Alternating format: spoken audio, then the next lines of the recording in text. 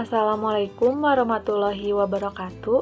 Nama saya Rinda Ersada Surbakti, NIM 1806048, kelas A4 PGST 2018, IKIP Siliwangi. Di sini saya akan menjelaskan tentang pendekatan saintifik. Yang pertama ada definisi menurut para ahli, yaitu menurut Hosnan tahun 2014 nomor 34 mengemukakan pendekatan saintifik merupakan pembelajaran yang dirancang supaya peserta didik dapat aktif mengkonstruksi konsep, hukum, atau prinsip melalui mengamati untuk mengidentifikasi dan menemukan masalah, merumuskan masalah, mengajukan atau merumuskan hipotesis, atau mengumpulkan data dengan berbagai teknik, menganalisis data, menarik kesimpulan, mengkomunikasikan konsep serta hukum dan prinsip yang ditemukan. Dapat disimpulkan bahwa pendekatan saintifik memberikan pemahaman kepada peserta didik untuk mengenal, memahami berbagai materi menggunakan pendekatan ilmiah, bahwa informasi dapat ditemukan dari mana saja, kapan saja, dan tidak bergantung dari informasi gurunya saja. Kondisi pembelajarannya diharapkan peserta didik mencari tahu dari berbagai sumber melalui observasi. Nah, selanjutnya ada karakteristik. Yang pertama, pembelajaran berpusat pada siswa. Yang kedua, melibatkan keterampilan proses sains dalam mengkonstruksi konsep, hukum, atau prinsip. Yang ketiga, melibatkan proses-proses kognitif yang potensial dalam merangsang perkembangan intelek, khususnya keterampilan berpikir tingkat tinggi siswa. Yang keempat, mengembangkan karakter siswa. Yang kelima, pembelajaran terhindar dari verbalisme.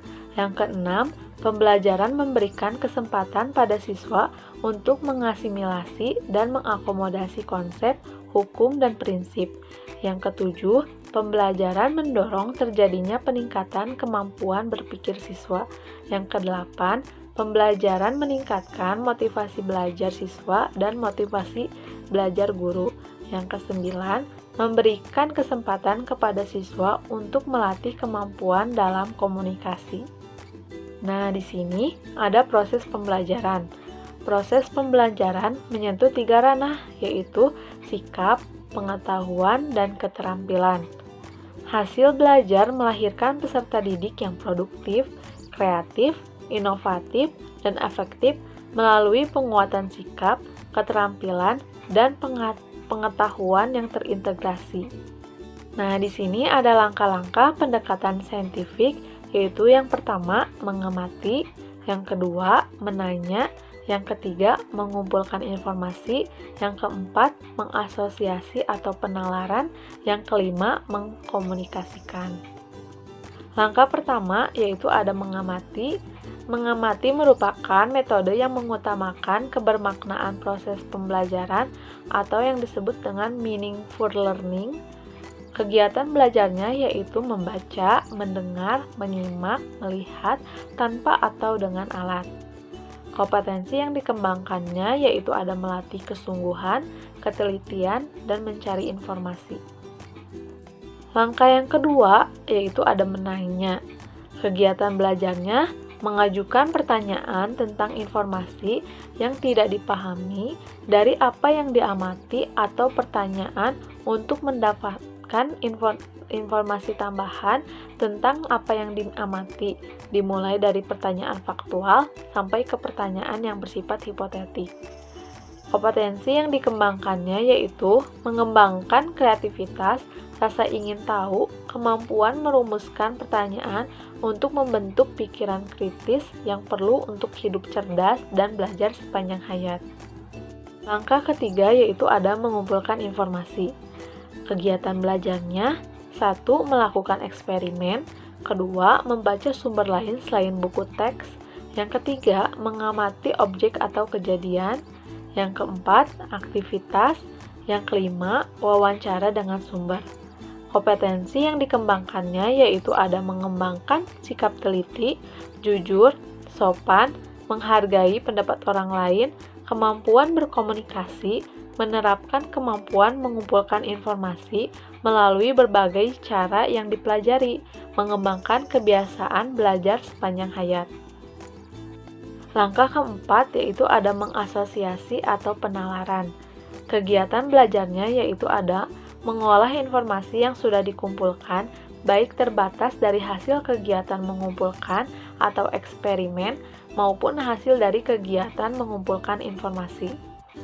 Kompetensi yang dikembangkannya yaitu ada mengembangkan sikap jujur, teliti, disiplin, taat aturan, kerja keras, kemampuan menerapkan prosedur dan kemampuan berpikir induktif serta deduktif dalam menyimpulkannya.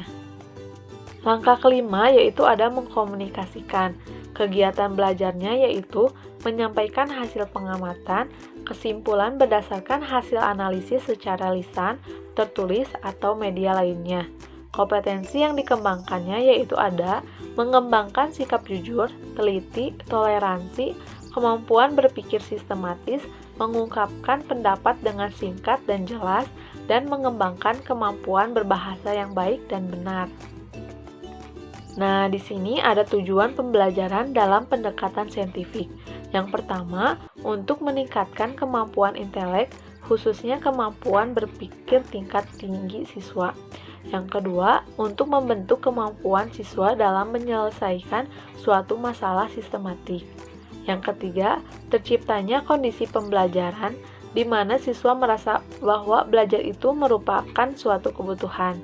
Yang keempat, diperolehnya hasil belajar yang tinggi. Yang kelima, untuk melatih siswa dalam mengkomunikasikan ide-ide, khususnya dalam menulis artikel ilmiah. Yang keenam, untuk mengembangkan karakter siswa. Nah, di sini ada contoh kegiatan pembelajaran pendekatan saintifik. Ada kegiatannya dan ada deskripsi kegiatan. Yang pertama ada pendahuluan.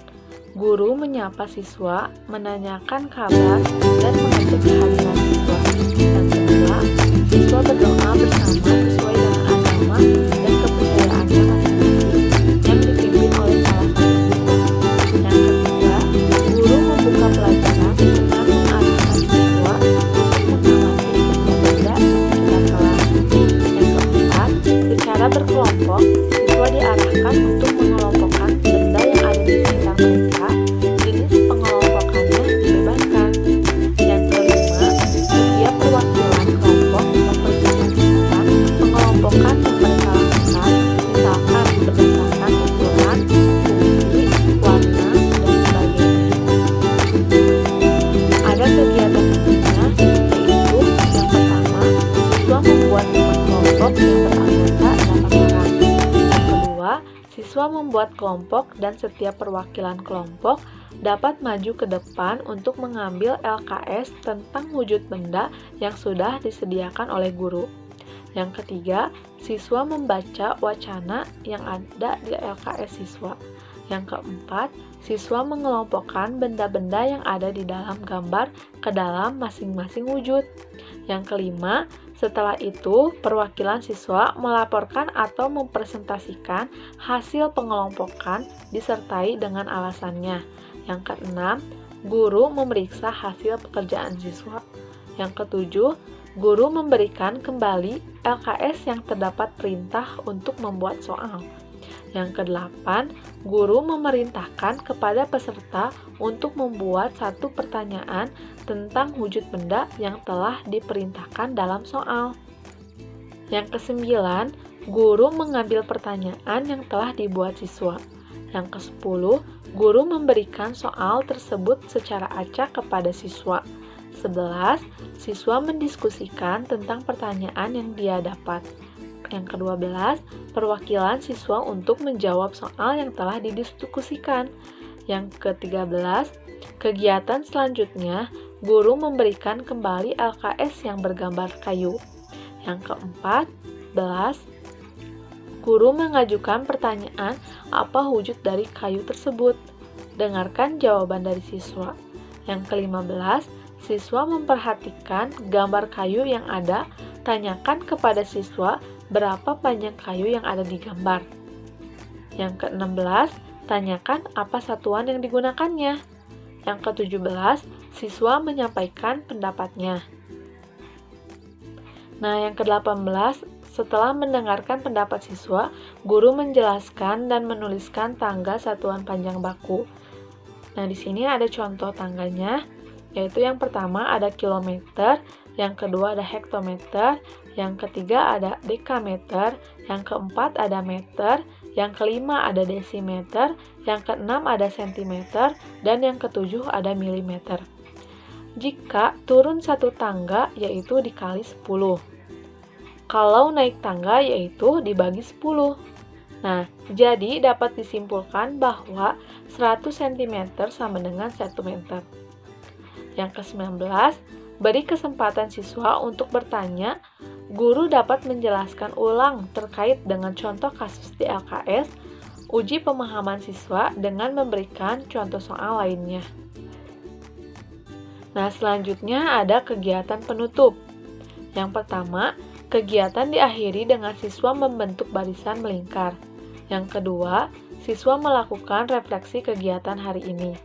Kegiatan refleksi dapat dilakukan dengan tanya jawab sebagai berikut ini. Yang pertama, apa yang telah kamu pelajari hari ini? Yang kedua, apa yang paling kamu sukai dari kegiatan hari ini? Yang ketiga, apa yang belum kamu kuasai dari kegiatan pembelajaran hari ini? Nah, selanjutnya, guru mengajak siswa untuk mensyukuri nikmat Tuhan berupa aneka benda yang ada di sekitar kita. Selanjutnya, kegiatan kelas diakhiri dengan doa bersama sesuai dengan agama dan kepercayaannya masing-masing. Sekian penjelasan mengenai pendekatan saintifik. Mohon maaf apabila ada kesalahan. Wabillahi taufiq wa hidayah. Wassalamualaikum warahmatullahi wabarakatuh. Terima kasih.